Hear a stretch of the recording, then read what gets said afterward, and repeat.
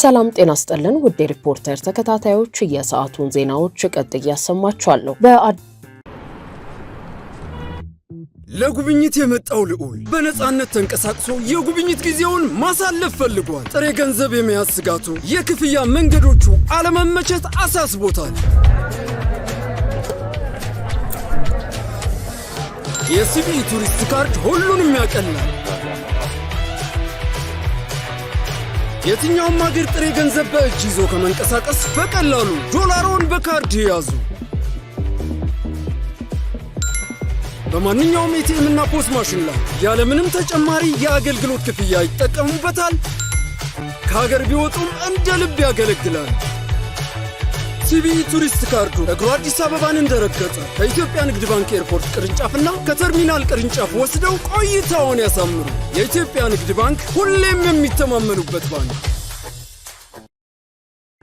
አዲስ አበባ የቤት ኪራይ ዋጋ ላይ የተደረገ የከተማ አስተዳደሩ ያስጠናው አዲስ ጥናት መሰረት በከተማዋ ዓመታዊ የቤት ኪራይ ጭማሪ 11.24% እንዲሆን የሚያስችል መረጃ ይፋ ተደርጓል። ነዋሪዎች ከገቢያቸው ከ50 እስከ 80% ለቤት ኪራይ ያውላሉ ተብሏል። ጥናቱ ይፋ የሆነው ትላንት አርብ ሰኔ 19 ቀን 2018 ዓ.ም በተካሄደ የፓነል ውይይት ላይ ሲሆን የአዲስ አበባ ከተማን የቤት ኪራይ ዋጋ ለማረጋጋት መንግስት ጠንካራ የዋጋ ቁጥጥር ውስጥ ከመግባት ይልቅ አጠቃላይ የኑሮ ውድነትን ወይንም የዋጋ ግሽበትን ከ10% በታች አድርጎ ማስቀጠል ቀዳሚው መፍትሄ ነው ተብሏል። ጥናቱን ያጠናው የአዲስ አበባ አመራር አካዳሚ የምርምር ቡድን ሲሆን ተመራማሪዎቹ ሄዶኒክ ፕራይሲንግ ሞዴል እና አርቲፊሻል ኒውራል ኔትወርክ የተባሉ ዘመናዊ የምርምር ዘዴዎችን በመጠቀም የከተማዋን የቤት ኪራይ ገበያ ማጥናታቸው የተገለጸ ሲሆን በዚህ ጥናት መሰረት የአሁኑ አማካይ የቤት ኪራይ ጭማሪ 11.5% ገደማ መሆኑ ተጠቁሟል። ሪፖርቱ እንደሚያሳየው ከሆነ ባለፉት 2 ዓመታት የቤት ኪራይ ዋጋ ጭማሪ ፍጥነት ቀንሷል። ከ2 ዓመታት በፊት የቤት ኪራይ ጭማሪው 28.76% የነበረ ሲሆን ባለፈው ዓመት ወደ 20.58% ዝቅ ማለቱን ያመለከተው ጥናቱ ለቤት ኪራይ ዋጋ መናር ዋናዎቹ ምክንያቶች የዋጋ ግሽበትና የቤት ፈላጊዎች ቁጥር መጨመር መሆናቸውን ገልጸዋል። በአዲስ አበባ ከተማ የቤት ኪራይ ዋጋን የሚወስኑ 4 መሰረታዊ ነገሮችን ያስቀመጠው ጥናቱ የቤቱ ስፋትና የክፍል ብዛት፣ የቤቱ ጥራትና የማጠናቀቂያ ወይንም ፊኒሺንግ ደረጃ፣ እንደ ውሃና መብራት ያሉ መሰረታዊ አገልግሎቶች መሟላት እንዲሁም ቤቱ የሚገኝበት አካባቢ ቁልፍ መመዘኛ ተደርጓል። የጥናቱ መሪ ዶክተር ኑር አሁን አንዳርጌ በፓነሉ ላይ እንደተናገሩት የቤት ኪራይ ገበያው ያለምንም ቁጥጥር ለአከራዮች ብቻ ከተተወ ነዋሪዎች ላይ ከፍተኛ ጫናን ይፈጥራል። ይህ ደግሞ አነስተኛ ገቢ ያላቸውንም ሆነ መካከለኛ ተከፋይ የሆኑ የመንግስትና የግል ሰራተኞችን ጭምር ለቤት እጦት ሊዳረግ ይችላል ብለዋል። የጥናቱ መሪ አክለውም በዓለም አቀፍ ደረጃ አንድ ሰው ከሚያገኘው ገቢ 30% ብቻ ለቤት ኪራይ መክፈል እንዳለበት ቢቀመጥም በኢትዮጵያ ግን ቀደም ሲል የነበሩ መረጃዎች ሰዎች ከገቢያቸው 50% ለኪራይ እንደሚከፍሉ ያሳያሉ። አሁን ባደረግነው ጥናት ደግሞ አንዳንዶች እስከ 80% የሚሆነውን ገቢያቸውን ለቤት ኪራይ እንደሚያውሉ ገጥሞናል ብለዋል። ይህም የመንግስትን ጣልቃ ገብነት የግድ እንደሚያደርገው ዶክተር ኑር አሁን አስገንዝበዋል። የአዲስ አበባ ከተማ የቤቶች ልማትና አስተዳደር ቢሮ ኃላፊ ወይዘሮ ቅድስት ወልደ ጊዮርጊስ እንደተናገሩት ይህ የቤት ኪራይ ግምገማ ጥናት የተካሄደው በአዋጅ በተሰጠው ስልጣን መሰረት የቤት ኪራይ ውል እድሳቶችን በፍትሃዊና ሳይንሳዊ መንገድ ለመምራት ነው። አዲሱ የምዝገባ ስርዓትና የኪራይ ማስተካከያ ጥናት አከራዮች ተገቢውን ጥቅም እንዲያገኙ፣ ተከራዮች ደግሞ ከአቅማቸው ጋር የተመጣጠነ ኪራይ እንዲከፍሉ ለማድረግ የታለመ መሆኑን ገልጸዋል። ይህ አሰራር በኪራይ ገበያው ላይ ግልጽነትን ለመፍጠር ህገወጥ አሰራሮችን ለማስቀረትና በአከራይና ተከራይ መካከል እምነትን ለመገንባት እንደሚረዳ ጠቁመው የጥናቱ ውጤት ከሚቀጥለው የበጀት ዓመት ጀምሮ ወደ ትግበራ እንደሚገባ አስታውቀዋል። የተባበሩት አረብ ኤምሬትስ የባህር በር ለሌላቸው ሀገሮች ሚናዋ የጎላ መሆኑን አቶ ጌታቸው ረዳ ተናገሩ። እንደ ኢትዮጵያ ላሉ የባህር በር ለሌላቸው ሀገሮች የተባበሩት አረብ ኤምሬትስ በትራንስፖርትና ሎጂስቲክስ ትስስር መዋለ ንዋይ በማፍሰስ የምትጫወተው ሚና ከፍተኛ መሆኑን የጠቅላይ ሚኒስትሩ የምስራቅ አፍሪካ ጉዳዮች አማካሪ አቶ ጌታቸው ረዳ ተናግረዋል።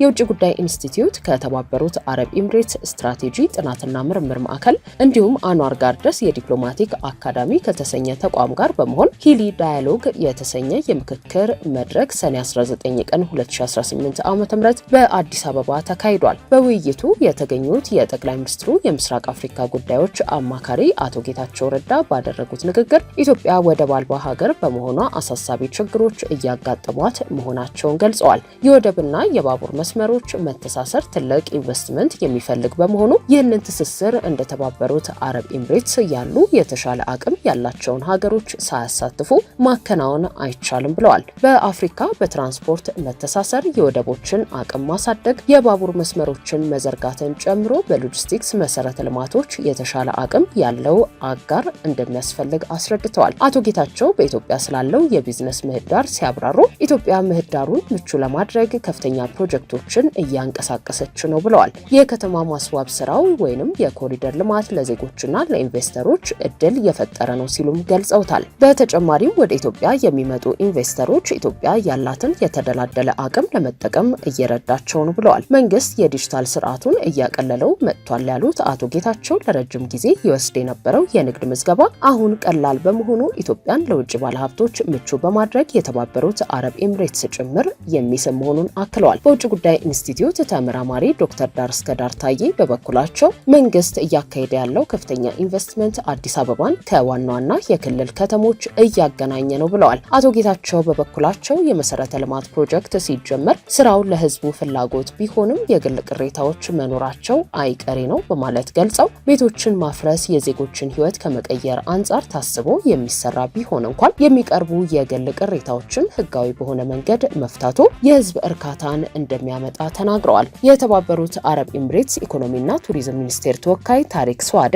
አፍሪካ ውስጥ ታማኝ ወዳጅ እንፈልጋለን ብለው ለዚህም በኢትዮጵያና በተባበሩት አረብ ኤምሬትስ መካከል ያለው ግንኙነት ለአፍሪካ እንደ ሞዴል የሚወሰድ ነው ሲሉ ገልጸውታል። የተባበሩት አረብ ኤምሬትስ ፋይናንስ ብቻ ሳይሆን የተለያዩ ፓኬጆችን በማቅረብ ቀጠናዊ ትስስርን ትደግፋለች ብለዋል። የተባበሩት አረብ ኤምሬትስ በኢትዮጵያ በኢንዱስትሪ በግብርናና ሎጂስቲክስ ዘርፎች 2.9 ቢሊዮን ዶላር መዋዕለ ንዋይ በማፍሰስ በኢትዮጵያ ትልቋ የመካከለኛው ምስራቅ ኢንቨስተር ስትሆን ሁለቱ ሀገሮች 3 ቢሊዮን ዶላር የሚገመት ግብይት በራሳቸው ገንዘብ ለመገበያየት ስምምነት ማድረጋቸው ይታወሳል።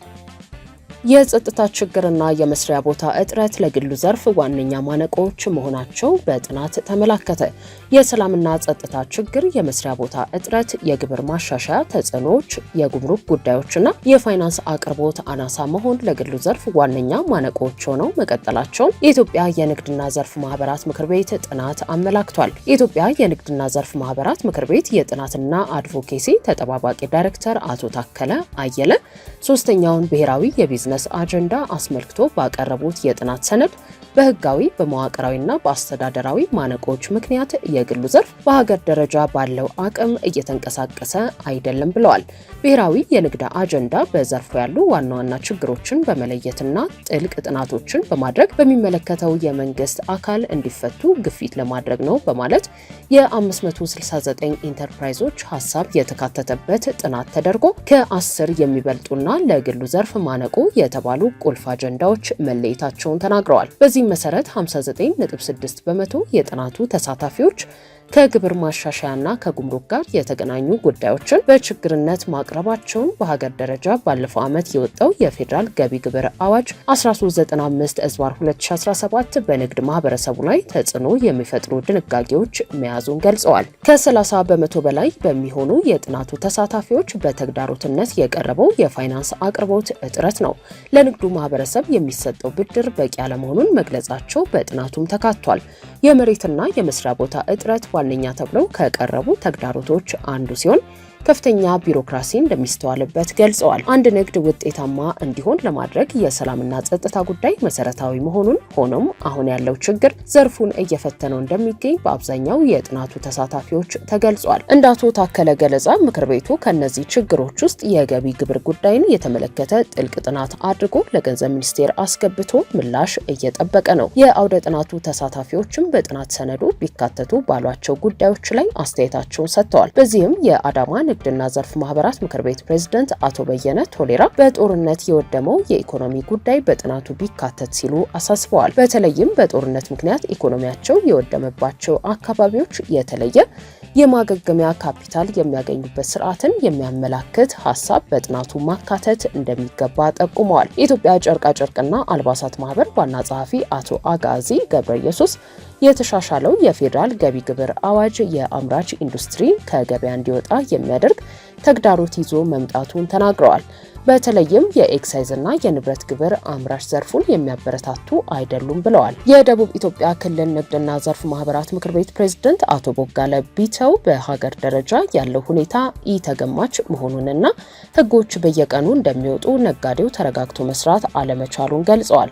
በየጊዜው እየወጡ ያሉ ህጎች በአግባቡ እየተተገበሩ እንዳልሆነ በመጥቀስ ትኩረት መስጠት እንደሚገባ አሳስበዋል። የባህር ዳር ንግድና ዘርፍ ማህበራት ምክር ቤት ዋና ጸሐፊ አቶ ታደሰ ይርዳው በአማራና ኦሮሚያ ክልሎች ያለውን የሰላምና ጸጥታ ችግር መፍትሄ መስጠት እንደሚገባ አሳስበዋል። ውድ ሪፖርተር ተከታታዮች የሰዓቱ ዜናዎቻችን እነዚህ ነበሩ። ስላደመጣችሁን ከልብ እናመሰግናለን።